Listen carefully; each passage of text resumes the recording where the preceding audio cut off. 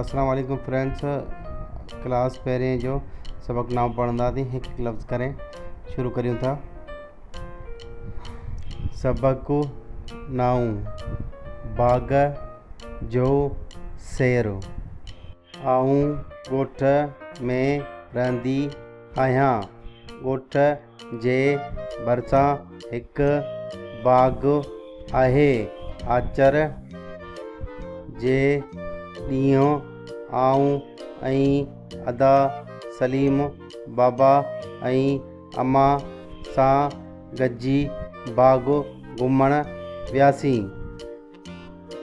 बाग़ में हर तरफ़ सावक हुई। ॻाढ़ा पीला ऐं नीरा गुल टिड़ियल हुआ। बाग़ में अंबनि ज़ैतूननि ऐं ॼमुनि जा वण हुआ।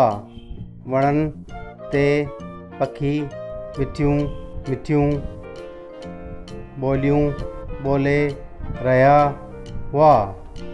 बाग़ में थधी हवा लॻी रही हुई।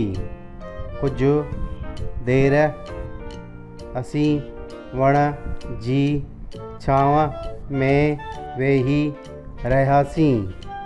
उन खां पोइ चोॾोलिनि में चढ़ी ख़ूब मज़ो माणियोसीं।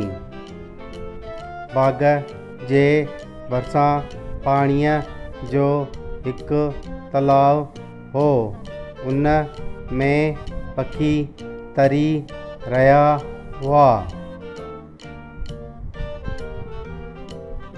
असांखे बाग़ घुमण में ॾाढो मज़ो आयो ऐं घुमी फिरी मंझंदि जो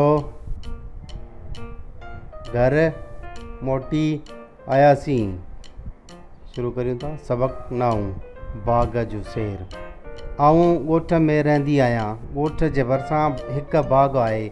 आचर जे ॾींहुं आऊं ऐं अदा सलीम बाबा ऐं अम्मा सां गॾिजी बाग़ घुमण वियासीं।